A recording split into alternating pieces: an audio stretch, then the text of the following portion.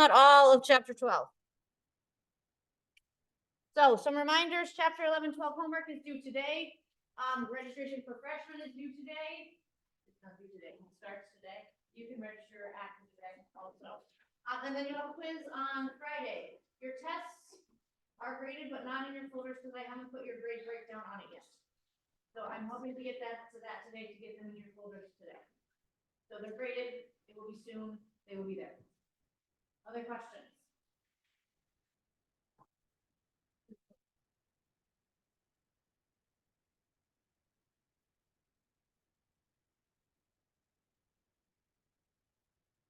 Okay. We left off on Monday because today is Wednesday.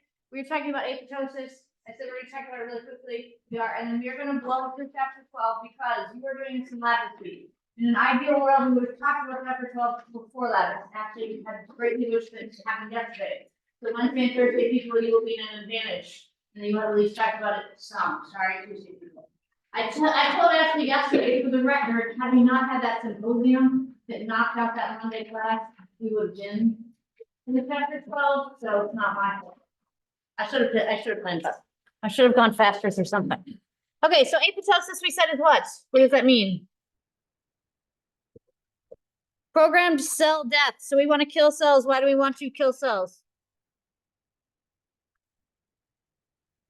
So it might be something involved in the development process. It might be something involved in disease, fighting disease in the immune system.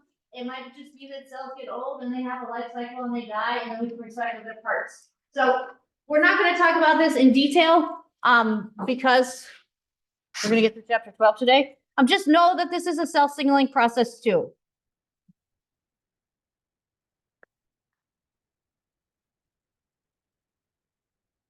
So it's a cell signaling process. It involves relay proteins for the signal transduction.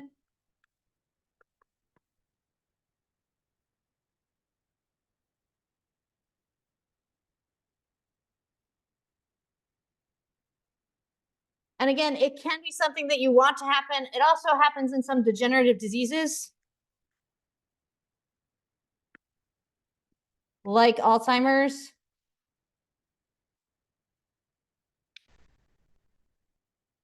And some kinds of cancers. One example of an apoptosis pathway of how it can function is you have mitochondrial proteins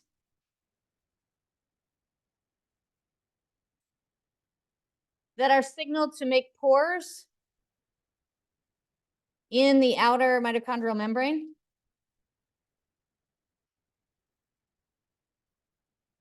So making holes in that outer mitochondrial membrane, that's going to release a bunch of proteins and apoptosis proteins.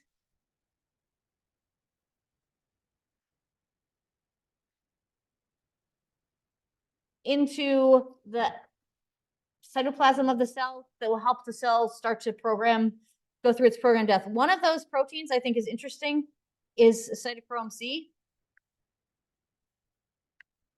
What do you know about cytochrome C? What else is it involved in the mitochondria?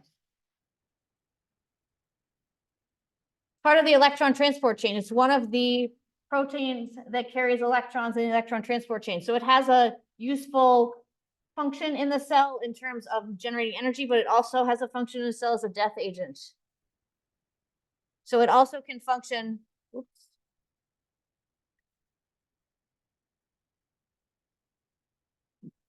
in this programmed cell death. I always remember this as apoptosis. It makes cells pop. Even though you're not supposed to say the second P, it's like pterodactyl. It has silent P. I don't know why. Okay. That's chapter 11. Chapter 12.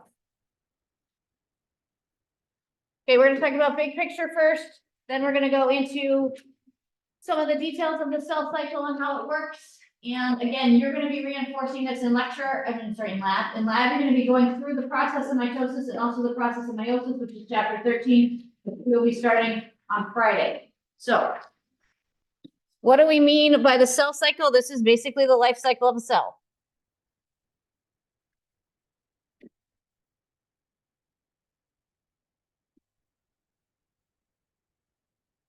One of the characteristics of life that we said was that life reproduces. Okay, that includes on a cellular level, your cells also have to be able to reproduce. Okay, when we talk about mitosis, we are talking about making identical copies. So when we talk about the cell cycle, we're including the process of mitosis.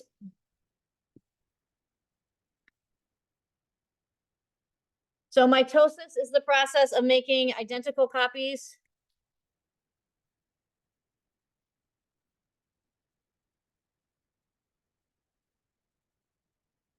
of somatic cells. And when we say somatic cells, we mean any cell in your body that is not making sperm or egg. So none of the reproductive organs. So mitosis, we're making an identical copy of a cell, of a somatic cell. And we need to do this over and over. Why do you need to keep making copies of your cells that are identical? I'm standing here going like this, what's happening? My dead skin cells are flaking off. If I can't make more skin cells, I'm going to run out of skin.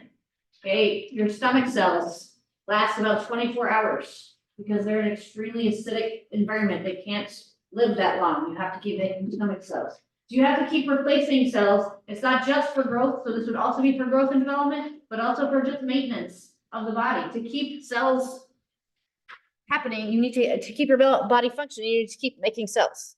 So we're going to talk about how to do this. And we're going to talk about first the structure of your DNA and chromosomes. So we've talked a little tiny bit about the structure of DNA. We're going to talk more about the DNA replication process. So we'll talk a little bit more detail about the DNA structure, but we're talking about here about the kind of macro structure. I mean, macro, not like you can see with your eyes, you're without a microscope, but not the molecular structure of it so much. So in your cells, you have chromosomes. How many chromosomes do you have?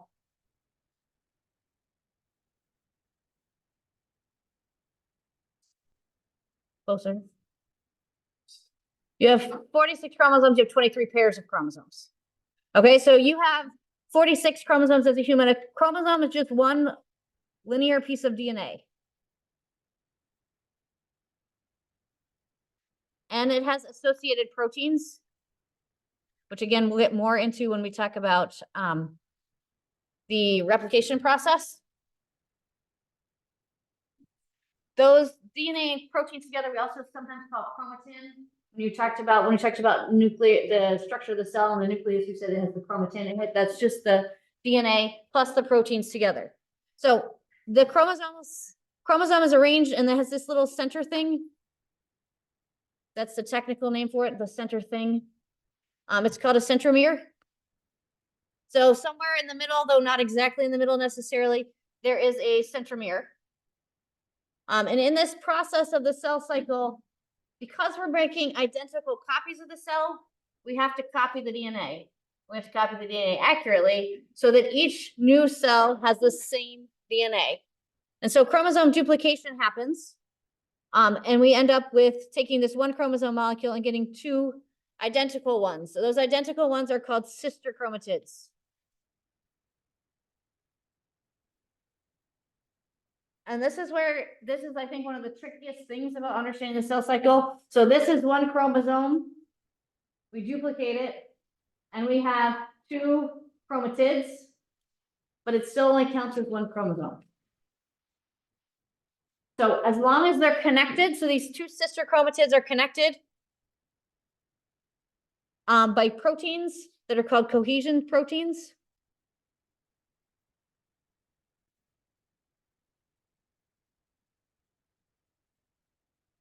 So then in this process of replication, after this process of replication, then we can split the cells apart. These chromatids are going to separate, and each of them is going to go to a cell, one of the daughter cells. Each one of these daughter cells has one chromosome that's exactly the same as the parent cell. Okay, so that's like the very brief overview of what happens chromosomally. Okay, so one chromosome, two sister chromatids, still counts as one chromosome. When we split them apart, now they're each their own chromosome. Okay, one chromosome, two chromatids, one chromosome, two chromosomes. So let's talk about the overview of the process. I'm going to switch colors. So this is showing us the cell cycle as a pie. We're getting closer to Thanksgiving for the Americans. It's not a pumpkin pie. I don't know. Okay, so we're going to think of this as a 24-hour process. This is not true for all cells. But that will help us think about how long each of this takes. We're going to talk about the 4 or 5 phases, depending on how you divide it up. So this main part, oh my gosh, it's right there, is interphase. So this whole green arrow, which you can see takes up most of the cell's life, is interphase. So interphase lasts about 90% of the time. So cells are spending about 90% of their time in interphase. Again, this is somewhat dependent on the kind of cell that it is, but when you look at cells under the microscope, say you're looking at like onion root tip cells or whitefish blastula cells under the microscope, you're looking at cells that are dividing very rapidly because they're in a very quick phase of development. So you're going to see more cells that are not in an interphase than normal. But if we just took a general cell sample, about 90% of the cells would be in interphase. An interphase is divided into 3 parts. The first is G1, and G1 takes about 3 to 6 hours. You don't need to like memorize those numbers. I'm just giving that to you as a perspective of how much of the cell's life is spent in that. So during G1, the chromosomes are unduplicated. So there's still that singular chromosome. So you have unduplicated chromosomes. This cell is growing. So this is a time of growth because it's coming out of just dividing. So it's going to grow. It's going to carry out normal metabolic activity.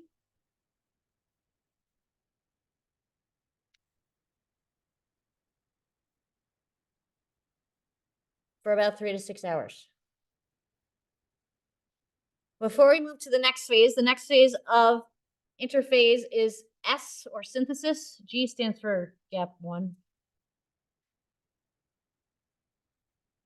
So in the synthesis phase, it's actually DNA synthesis. Guess what we're going to do? We're going to make DNA. So this is when the chromosomes are going to duplicate.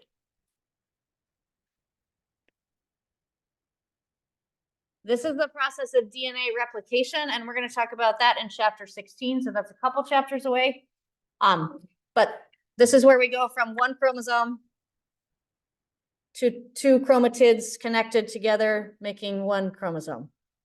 So we're duplicating it, but still only counting as 1 chromosome. So we're duplicating them. This is 10 to 12 hours long. So out of 24 hours, that's a significant portion of time spent copying the DNA. And again, there's still more growth and metabolism. It's not that the cell stops doing everything. It's still carrying on those normal functions while also replicating the DNA. And the last phase of interphase is the G2, the gap 2 phase. And this is about 4 to 6 hours. And I was doing these notes. I actually took these notes on Monday night. I was a little bit ahead for once. And I looked back at them and I thought it said prepare to die. And then I was in the Princess Bride mode, and it doesn't say that. This is when the cell is preparing to divide, not to die. My handwriting is just as bad on my own notes. So it's preparing to divide. It's getting ready to divide. It's duplicating organelles because each new cell is going to need organelles. It's just making sure that all the raw materials are there in order to make a new cell. So it's not just that we have to copy the DNA, it's that the new cell is going to need everything that a cell needs. So it has to prepare to divide by duplicating other things.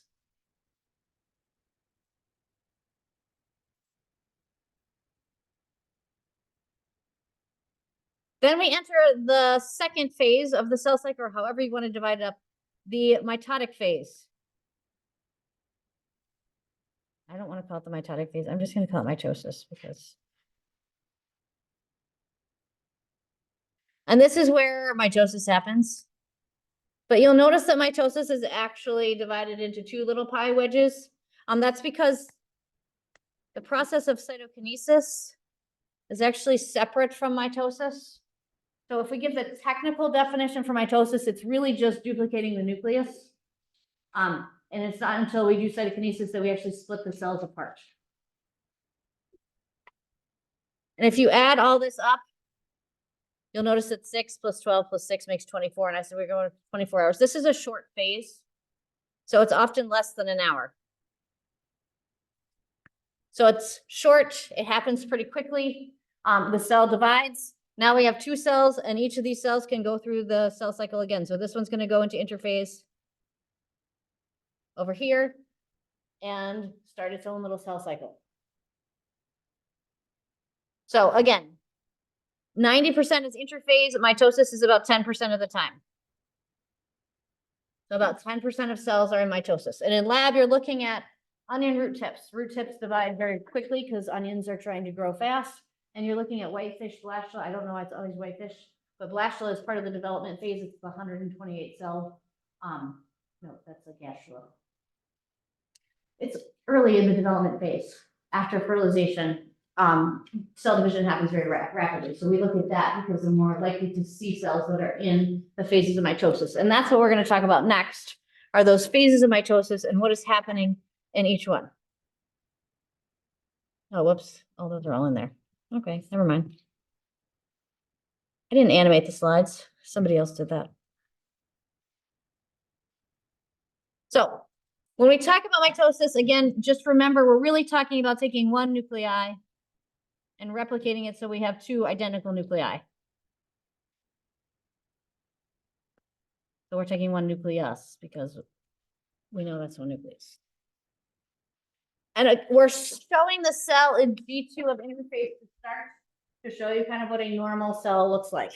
So this G2 phase, you can see we've got a nucleus. Inside the nucleus is the nucleolus, and here are the chromosomes. They are replicated. They've already duplicated themselves, but they are not condensed yet. And then we have the centrosome starting to form. So the centrosome forms in animal cells. It's a subcellular region. It's also called a microtubule. It's an example of a microtubule organizing center. So it's able to organize microtubules, which you'll remember is part of what part of the cell back from chapter 6. The microtubules, microfilaments, all those are part of the, we're getting close to Halloween. You see a lot of these around. It's the cell, it's the cytoskeleton, the cell skeleton. So it's providing support for the cell, and they're really important in this mitosis process. So the centrosome starts to form in interphase, at the end of interphase. And you remember these things in the cell model that looks kind of like ZD? Those are called the centrioles. Again, only present in animal cells, and we don't really actually know exactly what they do because plants don't have them and plants still replicate, but they form. That's part of this process. So then we are moving into prophase. And I thought I had erased all these, but I must have put up the wrong one. So when we get into mitosis, mitosis has 5 phases, although in lab, we'll talk about it more as 4 phases, because some people don't add in the 5th phase.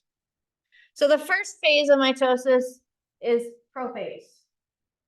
So we go through interphase, the 3 parts of interphase, and we move into mitosis, and prophase is the first phase. So there's a couple things going on in prophase. The first thing is that the DNA condenses. So you might remember the DNA structure is a double helix. So it's got the 2 sides, the sugar phosphate backbone and the nitrogenous base pairs. And it's kind of normally in this form. As we move into prophase, the DNA in the chromosomes is going to condense. So it's going to switch down. So you're not seeing any space between the helixes of the sugar phosphate backbone. And that's going to make it look different under the microscope. So those of you who had lab yesterday, cells that were in prophase you probably saw have DNA that looks stringy. It's because instead of having that space in between there, now it's all switched together. So that's a key indicator that prophase is going on. We have the DNA is able to condense, so we see it more tightly coiled. The sister chromatids are attached right now at their centromere because they're duplicated. Second thing that happens is the nucleolus or the nucleoli, depending if there's more than one, will disappear. So you won't be able to view the nucleoli anymore. And we start to see these spindles form.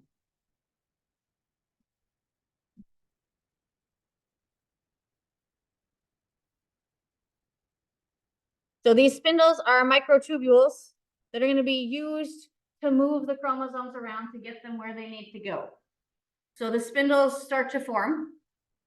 And then we move to the second phase, which is the one that some people don't consider a separate phase. Your book does, so we're going to talk about it as a separate phase. It's called pro-metaphase because it's between prophase and metaphase. So in pro-metaphase, the nuclear envelope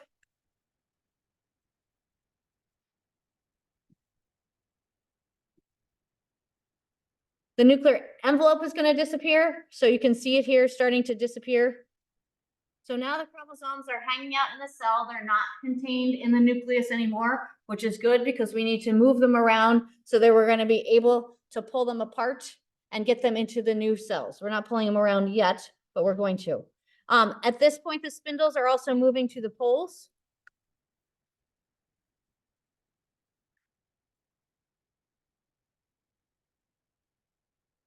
So here you saw it starting to form, these spindle complex with the microtubules and the centrioles and the asters. They're starting to move to the poles of the cell so that we think of the cell like a globe, the North Pole and the South Pole. So they move towards the poles, and the kinetochores are going to attach to the centromeres of the sister chromatids.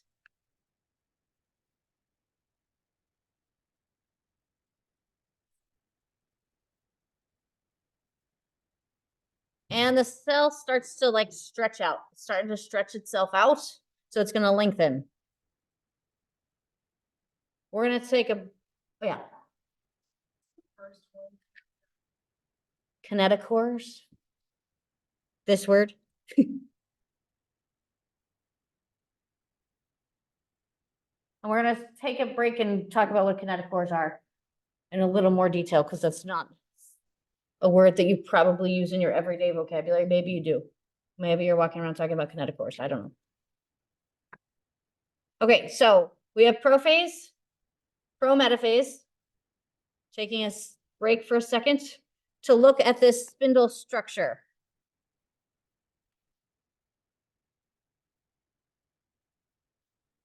So again, we talked about the fact that the spindles are microtubules. So these are microtubules just like you see in the cytoskeleton. So they're made up of one protein, sorry. It's the other one. Tubulin, they're made of the tubulin protein.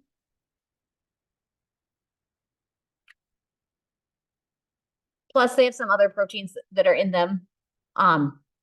They're formed by polymerization. So we're taking a bunch of tubulin proteins and sticking them together into a long tubulin protein. And we get those from other microtubules depolymerizing. So during the process of mitosis, part of the cytoskeleton is going to break down to donate tubulin proteins to make the spindles that are necessary for mitosis to happen. So other microtubules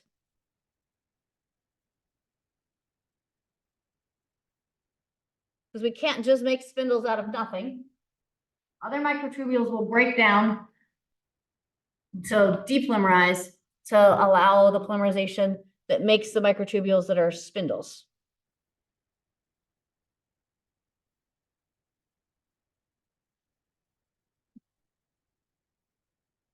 You can see here in this centrosome region, here are the centrioles.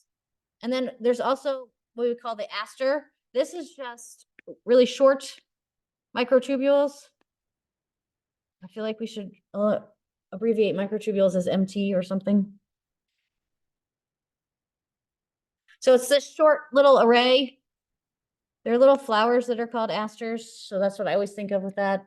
If you don't know about aster flowers, that probably doesn't help you, but this time of year, there's a lot of purple flowers getting to the end of aster season, but they look kind of like mums.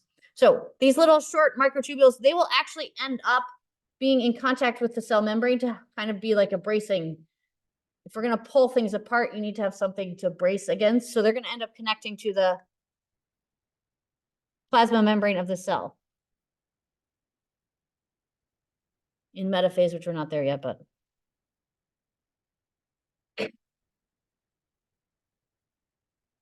Then this zooms in here on this part to show you the kinetochores.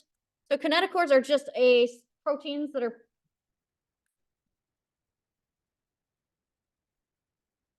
they're specialized to be able to allow the spindles to connect. That's the place for the spindles to connect.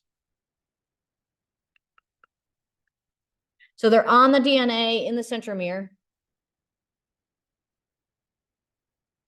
And this is where spindles will connect to the sister chromatids.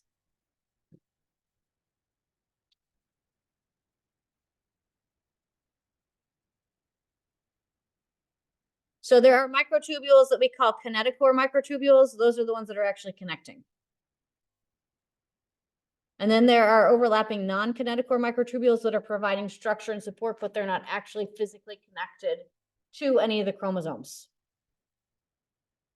So we show nice diagrams. This is what it looks like in a cell. You can see here, this is the aster down here. You can see the array. Here's the centrosome, again, on both poles. And then all these microtubules are connected to these. These are the chromosomes lined up in the middle, which we're going to get to in a second in metaphase. Okay, some of you looked at this under the microscope yesterday. You don't see these microtubules quite as clearly on our microscopes. This is a more powerful microscope, but you can sometimes see them. Okay, let's get back to mitosis. So we prophase, prometaphase, then we move into the third stage, which is metaphase.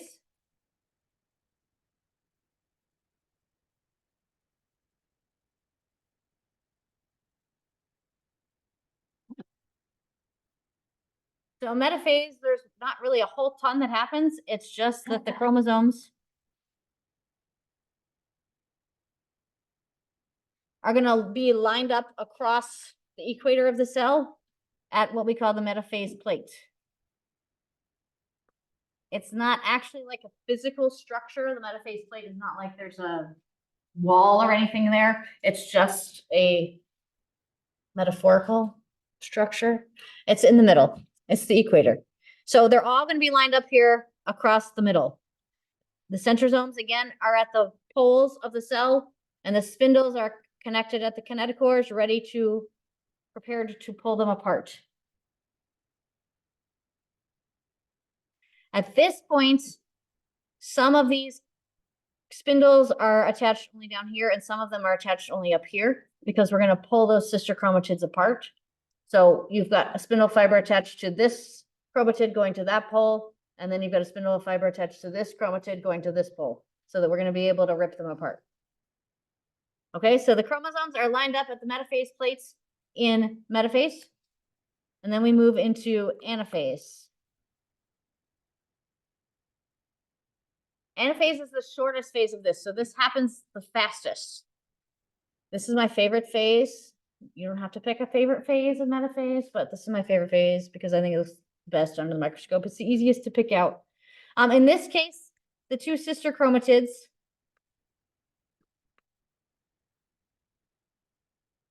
are going to separate. So remember, they have those cohesion proteins holding them together. Guess what's going to break the cohesion proteins? What kind of molecule is going to break the cohesion proteins? What is the answer to everything? It's an enzyme. Okay, and the enzyme, I like the name of this one.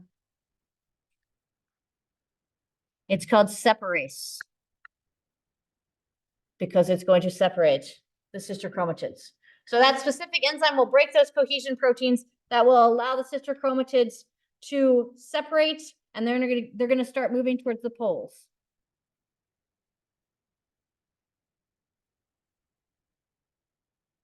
And they're gonna go towards opposite poles.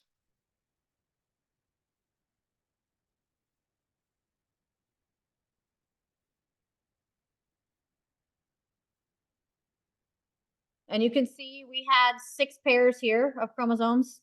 Now we have 6 separate sets of chromosomes. So each daughter cell is going to get 6 chromosomes, just like the mother cell had. And they can move pretty fast. It may not seem fast, but they move at about a rate of about 1 micrometer per minute, which is why this is such a quick phase.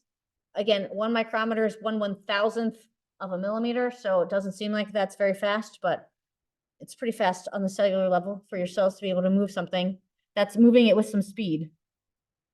And the last phase of metaphase is telophase or telophase. It doesn't matter how you pronounce it. I say telophase, some people say telophase. And there's a fair amount that goes on during this. This is when the cell's going to start to split.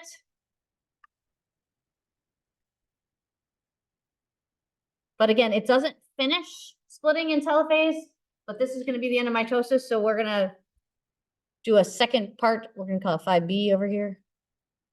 When it actually splits. At this point, we are starting to see new nuclear membranes. So the new nuclear envelope is going to reform.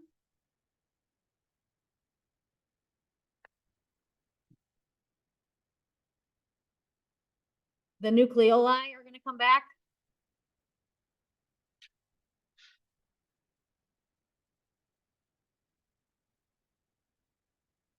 So again, we're making a nucleus. Those parts of the nucleus have to come from somewhere else. So the cell had to be ready to provide the phospholipids and proteins that are necessary to make membranes.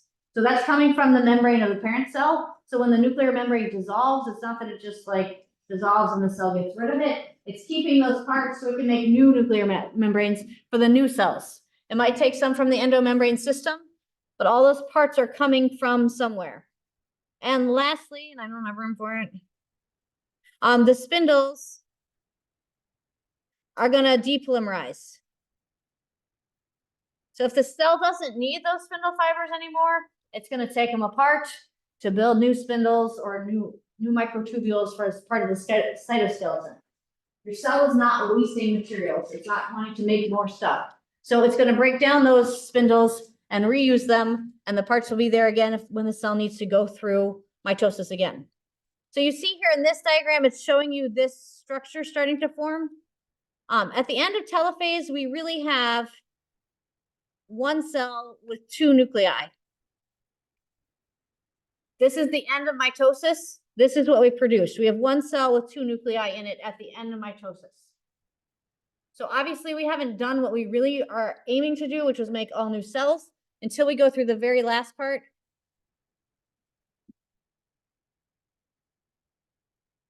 Which is cytokinesis. Again, not part of mitosis, but necessary for the cell cycle to be complete. So cytokinesis, cyto means cell, and kinesis is movement. So this is where the cells are going to move apart. This is referring to the actual separation of the cytoplasm. This is when we're going to form new complete plasma membranes. And if you're a plant cell, what else do you need to make? In addition to a membrane, what else do you need? You need a cell wall. So plants also have to form a new cell wall in the process of cytokinesis.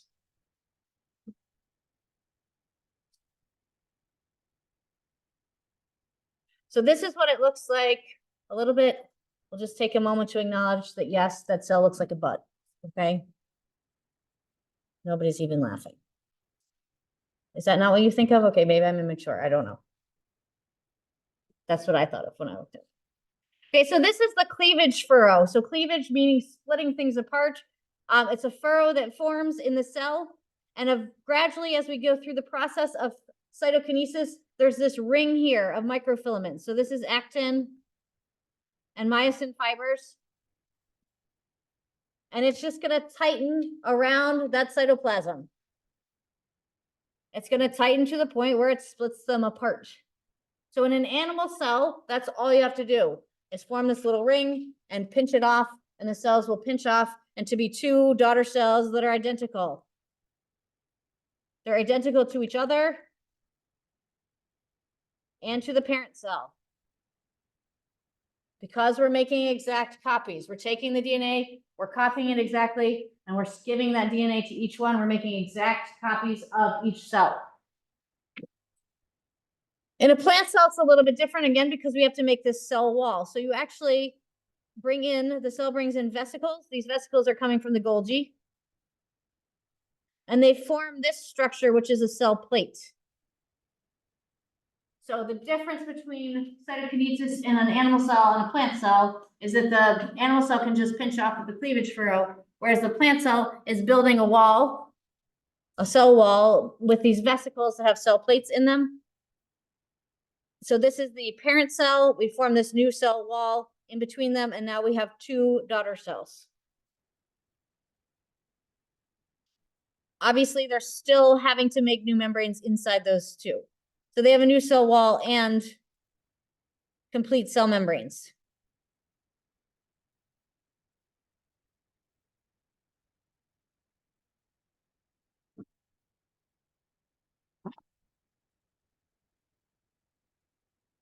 Okay, we're going to skip the next slide and come back to it if we have time. Okay, this process all has to be regulated. So you don't want cells just dividing constantly. You don't want cells not dividing when they need to divide. So this all has to be regulated. So there's a regulation process.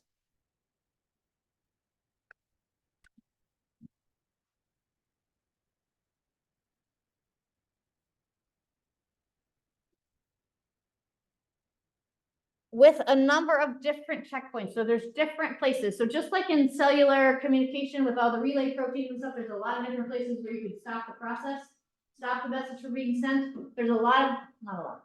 There's 3 places that we're going to talk about. 3 places in the cell cycle that you can stop the cell cycle from proceeding.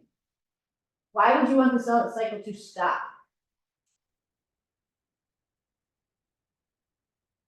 Again, you don't want uncontrolled development, uncontrolled division. What happens when you have uncontrolled division of cells? Cancer. Okay, cancer, when someone has cancer, there's something that has gone wrong in the cell cycle regulation, and that cell is just dividing and dividing and dividing and dividing and dividing. So it's prevention of disease. It's also some kinds of cells just don't need to keep dividing. Okay, you don't need to necessarily reproduce lots of your nerve cells because you've got them and they are not easily damaged, but you do need to reproduce lots of skin cells. So there's 3 different checkpoints. And again, this timing of the cell cycle and the rate of cell cycle are dependent on what kind of cell we're talking about.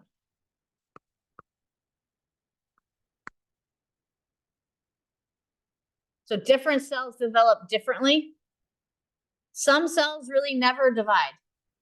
They are stuck in interphase always. And some cells divide very regularly.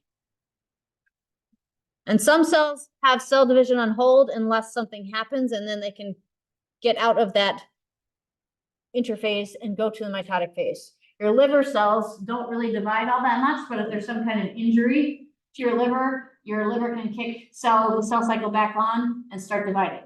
That's why you could give part of your liver as a living donor. You can give part of your liver because your liver will regenerate.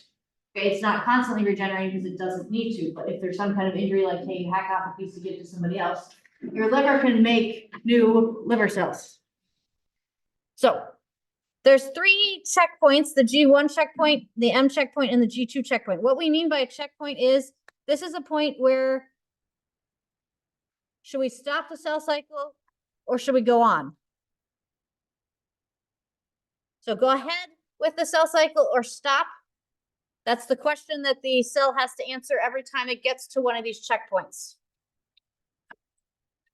And there are regulatory molecules. that answer that question of we're stopping or we're going to keep on going. Some of them are protein kinases. Remember, protein kinases do what? They're going to phosphorylate other molecules to make them active. So there are protein kinases that are involved in this, and there are other proteins called cyclins. And these protein kinases are what we call CDKs in the cell cycle process, which is cyclin dependent kinases. So they are activated. These kinase molecules are activated by cyclins binding.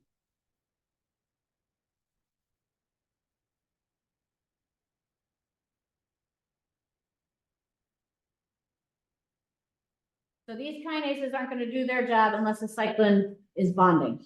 So in periods of cell division, you're going to see higher levels of cyclin because they're necessary to bind with those kinases to make it go on. So the cyclin, the CDK, the cyclin dependent kinase plus the cyclin, when they bind together, they form what's called an MPF. Here comes some more abbreviations for you. Lots of acronyms. That is a maturation promoting factor. So is that going to tell you the cell to stop or go ahead? That's going to trigger it to go ahead. So if you have cyclins that are bonded to the cyclin-dependent kinases, making an MPF, the maturation promoting factor, that's going to say go ahead with the cell cycle. So you see here 3 checkpoints.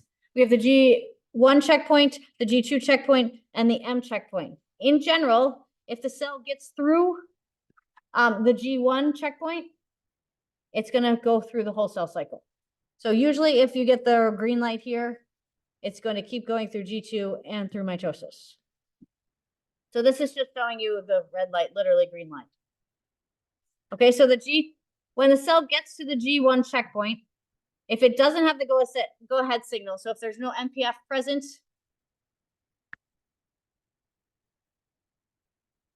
if the cyclins haven't bonded to the CDKs, then the cell's going to divert off into the G0 phase. This is kind of like a resting phase. And again, this can be more permanent, where the cell stays there and doesn't divide ever, or it can be temporary as like a holding phase, waiting until it might be necessary.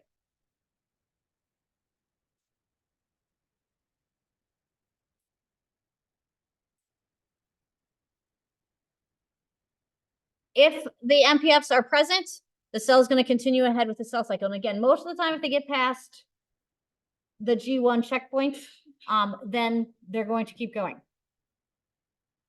At the M checkpoint, so this is the mitosis checkpoint. So if you've gone through the G2 checkpoint, at the M checkpoint, the mitosis checkpoint, the signal for this, for stopping or going ahead, is the number of chromosomes that are attached at the spindle fibers. So at prometaphase, if the chromosomes are not attached at the spindle fibers, that's going to tell the cycle to stop. So it's not going to progress past prometaphase. It's not going to go to metaphase, anaphase, telophase, cytokinesis. If all the chromosomes are attached, that's the green light to complete, and the cell will go to metaphase, anaphase, telophase, and divide. A lot of times the signaling molecules for this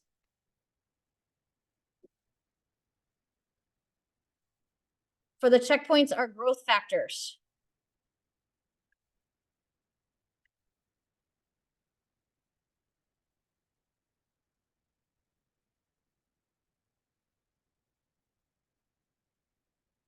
So these are kind of internal factors. There are also internal factors. I'm sorry, there are also external factors that will control the cell cycle or regulate the cell cycle. We're going to talk about two examples of those. One are the density dependent.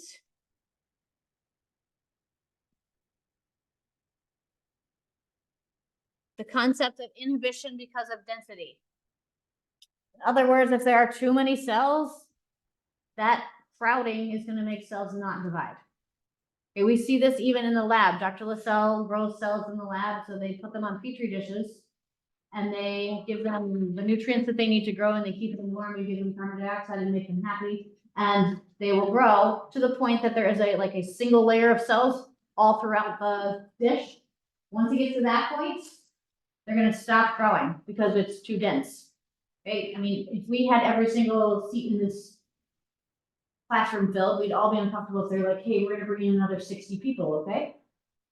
No, okay? There's a density dependence kind of thing. We don't like being squished. Cells don't like being squished either. And so if you're growing cells in the lab in a petri dish and you've got a full layer of cells, you actually have to split them and put them in 2 petri dishes, and then they'll keep growing. But if you don't, they will stop growing. So density is an external factor that can affect whether cells grow or not. The second one is adherence.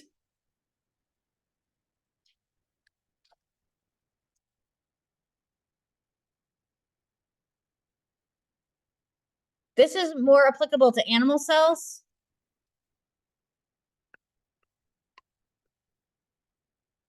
They need to be anchored to divide. They need to be stuck to something in order to divide. They're not happy just floating around and dividing without any anchorage. And actually, that's the word I meant to write. Was anchorage. I wrote adherence. Same idea.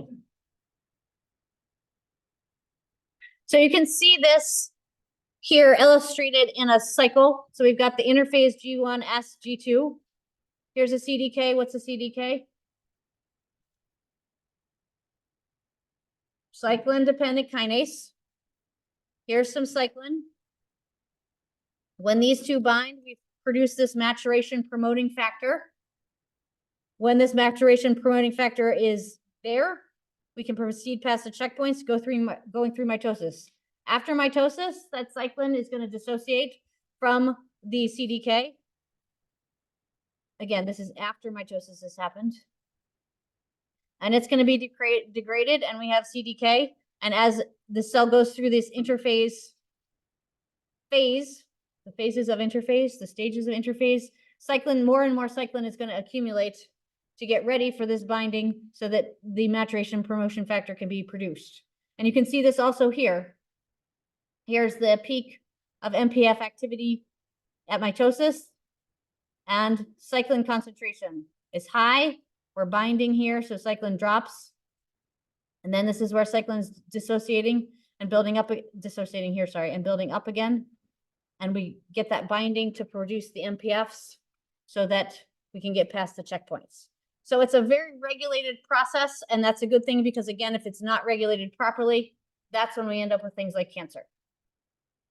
I've got 2 minutes. We're going back to that slide. Some of you are packing up. You think I was going to let you out 2 minutes early? No. Okay, this same kind of thing happens in bacteria.